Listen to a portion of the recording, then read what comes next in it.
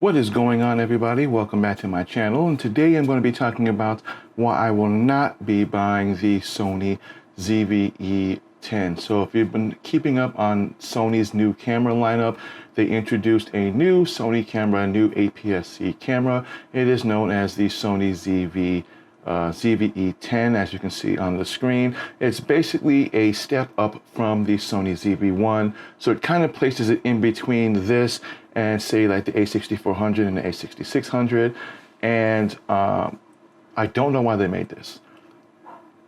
For me, as a content creator, although I do have an a6400, the reason why I bought the Sony zv-1 was because it is small, it is compact, and if I just wanted to take this with me on a vacation somewhere and just wanted to do this with all my footage on this, then I can easily just stick this in my pocket, in my backpack, and then simply just pop it open, shoot all my video in 4K, and then edit it when I get home.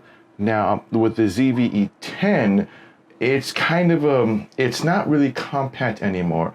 So it does come with interchangeable lenses. So if you buy body only, it's $699. If you buy with the 16 to 50 millimeter, it makes it a $800 camera, which is about the same price as the zv-1, which is $749. So actually it's cheaper for the zv-1 versus the EV-110. Now I don't see a difference between the two in terms of functionality wise. They both are capable of shooting 4K.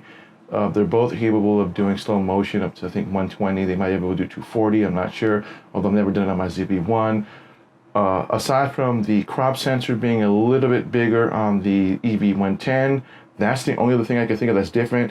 It does have 24 megapixels as opposed to 20 megapixels, but that depends on, you know, what you're using this camera for. For me, I am more into the videography portion of it, not the photo. So for the photo aspect of it, it doesn't really matter to me. But in terms of video, they both are going to do the same thing. Now, the zv-e10, when you do your recordings and you press record on it, it has a little red thing around the screen that allows you to kind of light up so you'll know that it's recording, which is kind of funny because on my zv-1, when I hit record, there's a little light right there that kind of lets me know when it's recording. So I don't know the whole purpose of having it on the screen, unless of course you're not paying attention to the lens when you're doing your vlogging. And anyone who ever does vlogging, you know that you never look at the screen anyway. You always look at the, you know, the camera lens. On top of that, from what I understand, the battery I believe is different on the zv-e10. I don't believe it uses the same type of battery as the a6400 and the zv-10. I don't remember off the top of my head. I don't know if it's going to tell you on here exactly what it does or what kind of battery it does take, which is kind of, you know, strange that it doesn't tell you that. But it does tell you that it has up to 125 minutes of battery life, which, you know, is debatable. I usually can get about a good couple of hours out of mine when I'm just, you know, constantly recording, video recording and messing up and then redoing it. So I don't know what type of battery it takes because I'm not seeing it.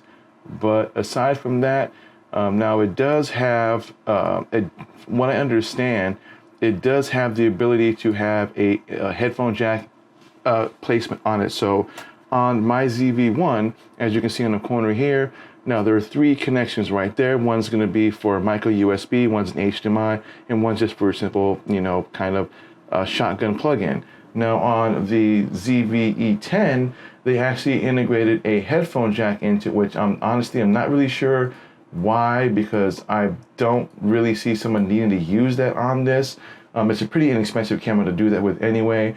A lot of professionals wouldn't even be using this anyway, so even if you're using this as a daily vlogger, I don't see the whole purpose of using the headphone jack, because you're going to be using more of the microphone jack to plug in your headsets or you plug in your shotgun mics when you're doing any type of vlogging. Now when it comes to the lenses, yes, it's pretty, you're looking still at spending a lot of money for upgrading lenses. So it comes with a 16 to 50 millimeters. So that's basically this lens right here, which I bought separately. This is a 16 to 50 millimeter power zoom lens that you'll be able to actually put on the zv-e10. Again, $800. you're looking at spending a lot of money because now you're introduced into buying different kind of camera lenses. And right now, most people who are vlogging on the A6400s or the APS-C cameras are going to be using Sigma lineups. Not everyone, but the majority of people that I've watched do. I myself do also as well. I'm using the 16mm f1.4, and I also have the 30mm that I also use on my A6400 when I'm doing thumbnails. Otherwise, sometimes I'll be doing most of my thumbnails on this, and most of my B-roll I'll do on this if I ever start doing B-roll again, or at all, which I haven't really done yet. But aside from that, it's a nice camera. Don't get me wrong. I think it's a step in the right way for what Sony is doing. I just don't understand why they didn't even include IBIS or some form of IBIS. It still has the same type of OSS as this has, or it's just a digital form. It's just called Steady Shot. It doesn't even have IBIS, so that basically means that the lens itself, which would be this, has OSS, which stands for Optical Steady Shot. Now, if you wanted IBIS in your camera, do you want to keep the video shaking from videos? If you want to keep the video from shaking and moving all the time, then you would just upgrade to the A6600, which does have IBIS, or stands for in-body image stabilization. So I don't know why they didn't include it in this one. At least that would have made it somewhat worth buying, or at least worth considering. But for me personally wise, no, I'm not knocking anyone else who plans on buying this. I'm saying for me, as an owner of a Sony zv-e10, I don't see a difference in me buying this over buying the A6600 because I've already got the 6400. So even if I bought this body only, interchanging it with my other lenses, it makes no sense because I'm basically, the camera is the same as my A6400 in terms of functionality wise. Yeah, it has the swing out screen to the side, which the A6400 swivels up, but aside from that, neither of them have IBIS. The lenses are going to have OSS on them, so you have optical steady shot on both.